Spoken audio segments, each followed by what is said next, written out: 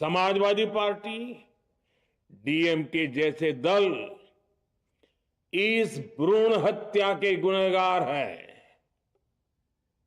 ये देश के संविधान के अपराधी हैं। ये देश की नारी शक्ति के अपराधी हैं। साथियों, कांग्रेस महिला आरक्षण के विषय से ही नफरत करती है। उसने हमेशा से ही महिला आरक्षण को रोकने के लिए षड्यंत्र किए हैं। इस दिशा में पहले जितनी बार भी प्रयास हुए, हर बार कांग्रेस ने इसमें रोड़े अटकाए हैं। इस बार भी कांग्रेस और उसके साथियों ने महिला आरक्षण को रोकने के लिए एक के बाद एक नए झूठ का सहारा लिया। कभी संख्या को लेकर, कभी किसी और तरीके से कांग्रेस और उसके साथियों ने देश को गुमराह करने की कोशिश की। ऐसा करके इन दलों ने भारत की नारी शक्ति के सामने अपना असली चेहरा सामने ला दिया है, अपना मुखौटा उतार दिया है। साथियों, मुझे व्यक्तिगत तौर पर आशा थी कि कांग्रेस अपनी दशकों पुरानी गलती सुधारेगी। कांग्रेस अपने पापों का प्रायश्चित करेगी। लेकिन कांग्रेस ने इतिहास रचने का, महिलाओं के पक्ष में खड़े होने का अवसर खो दिया। कांग्रेस खुद देश के अधिकांश हिस्सों में अपना वजूद खो चुकी है।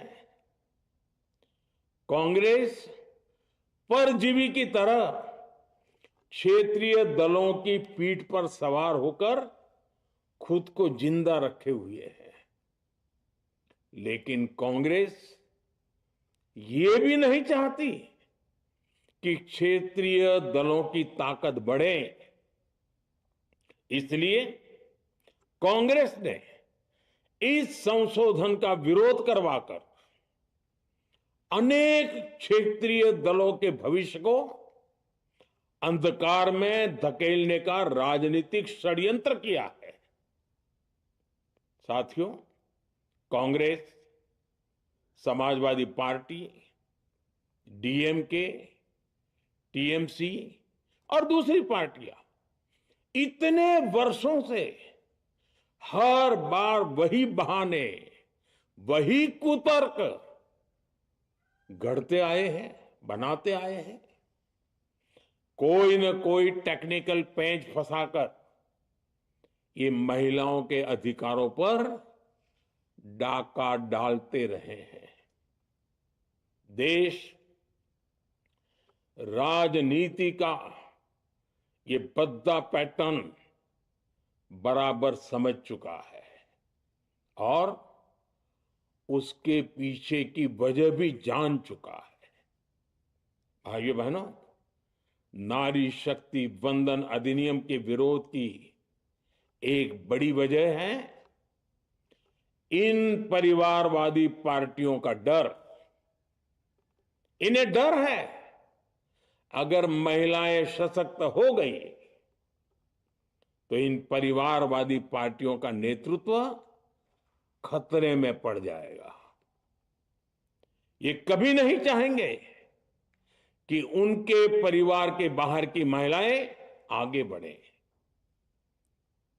आज पंचायतों में, लोकल बॉडीज में जिन हजारों लाखों महिलाओं ने अपनी क्षमता को साबित किया है, जब आगे बढ़कर लोकसभा और विधानसभाओं में आना चाहती हैं, देश की सेवा करना चाहती है।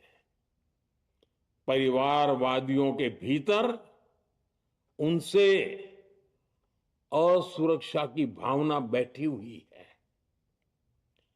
परिसीमन के बाद महिलाओं के लिए कहीं ज्यादा सीटें होगी, महिलाओं का कद बढ़ेगा। इसलिए इन लोगों ने नारी शक्ति मंदन संशोधन का विरोध किया है। देश की नारी शक्ति कांग्रेस और उसके सहयोगियों को इस पाप के लिए कभी माफ नहीं करेगी। मेरे प्रिय देशवासियों, कांग्रेस और उसके साथी दल डिलिमिटेशन पर लगातार झूठ बोल रहे हैं। ये इस बहाने विभाजन की आग को सुलगाना चाहते हैं, क्योंकि बांटो और राज करो, कांग्रेस ये पॉलिटिक्स अंग्रेजों से विरासत में सीख कर आई है और कांग्रेस आज भी उसी के सहारे चल रही है। कांग्रेस ने हमेशा